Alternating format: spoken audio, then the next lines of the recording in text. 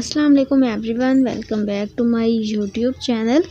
अब हमने बेसिकली जो आज की वीडियो में आपको बताना है वो हमने बताना है table 3.2 research questions and qualitative approaches. First of all research question की बात कर लेते हैं। The Gibson and Martin's useful overview of research questions is shown in the table 3.2। अब ये जो गिब्सन था और मार्टिन था, इन्होंने जो स्टडीज़ की अबाउट द रिसर्च क्वेश्चंस वो थी 2003 में इन्होंने की थी। Reader who is interested in further reading about that methods could consult Rope and Mice 2000। अब उनकी स्टडीज़ 2003 में हुई थी, जिसमें उन्होंने काफ़ी सारी चीज़ें एक्सप्लेन कर दी थी, लेकिन फिर भी कोई यूज़र अगर इसके बारे में कोई रीडर अगर इसके बारे में मज़ीद जो है नॉलेज गेन करना चाहता है तो वो 2000 की पॉप एंड मेज की स्टडीज़ से भी जो है कलेक्ट कर सकता है। क्योंकि जाहिर सी बात है, अगर कोई भी पर्सन आर्टिकल लिखता है तो अपने प्रीवियसली पब्लिश्ड आर्टिकल से डाटा लेता है, तो प्रीवियसली पब्लिश्ड आर्टिकल्स में से वो सिलेक्टेड लाइंस लेते हैं, लेकिन जो है उसमें और बहुत सारी काम की बातें भी होती हैं, तो आपको उधर से भी काफ़ी इससे डिटेल्स मिल सकती है।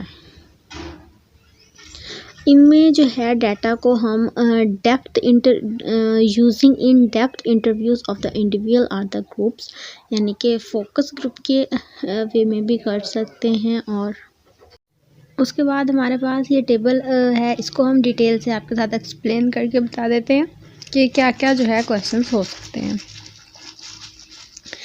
सबसे पहले जो है रिसर्च क्वेश्चंस एंड देन इसी में क्वालिटेटिव अप्रोच, ये दो चीज़ें बेसिकली हमने पढ़नी है और इनके लिए कौन कौन से मेथड यूज़ होने हैं। गिब्सन और मार्टिन 2003 के मुताबिक what is meaning attach to this phenomena, मतलब क्या मतलब है इस फिनोमिना के साथ अटैच होने का क्या मतलब है, ठीक। उसके बाद हमारे पास है what is life like for this group, मतलब कि लाइफ लाइक इस ग्रुप के लिए क्या है। And then what is happening, और पहले ये कि मतलब ये क्या हो रहा है, and then is why is it happening, अगर हो रहा है तो फिर ये क्यों हो रहा है। देन हमारे पास आ रहा है व्हाट आर दे कम्युनिकेटिंग, और फिर उसके बाद जो आ रहा है हाउ आर दे कम्युनिकेटिंग। तो ये बेसिकली यहाँ पर कितने क्वेश्चन हैं, 6 क्वेश्चन हैं। पहला what is meaning attach to this phenomena, then what is life like for this group, then हमारे पास आ रहा है what is happening and why it is happening, what are they communicating and then how are they communicating.